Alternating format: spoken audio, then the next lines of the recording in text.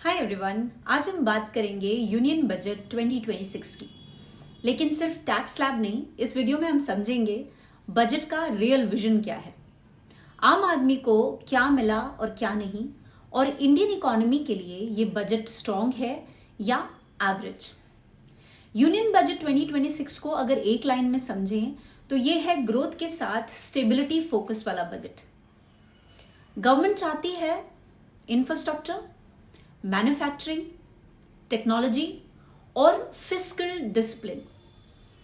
ये budget flashy announcements का नहीं है, बल्कि लॉन्ग टर्म प्लानिंग का बजट है।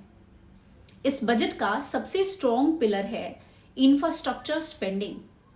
Roads, railways, logistics, industrial corridors पर रिकॉर्ड लेवल का खर्चा किया जा रहा है।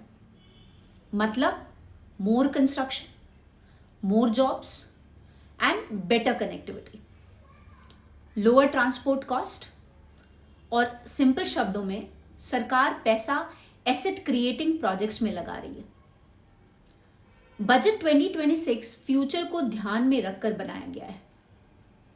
Semiconductor mission 2.0, artificial intelligence, digital infrastructure, और इन सब का मतलब है कि इंडिया सिर्फ सर्विसेज इकोनॉमी नहीं बल्कि हाईटेक मैन्युफैक्चरिंग हब बनना चाहता है। ये लॉन्ग टर्म में high skill, high salary jobs create करेगा। एग्रीकल्चर सेक्टर के लिए बजट में पॉपुलिज्म कम है, लेकिन स्ट्रक्चर स्ट्रांग है।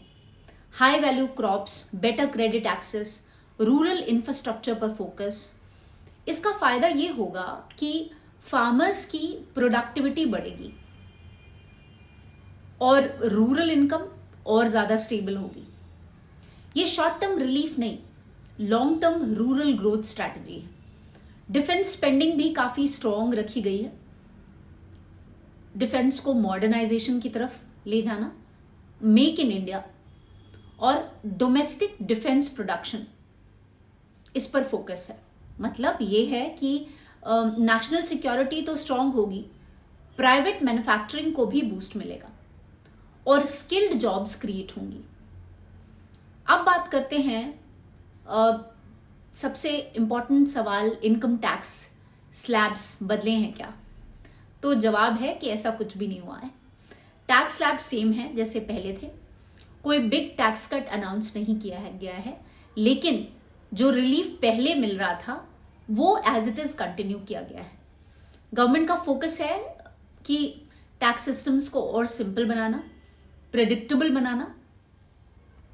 मतलब मिडिल क्लास के लिए ये बजट ना बहुत अच्छा है और ना बहुत बुरा, बस एक स्टेबल बजट है। बजट 2026 का एक इंपॉर्टेंट एंगल है फिस्कल डिसिप्लिन।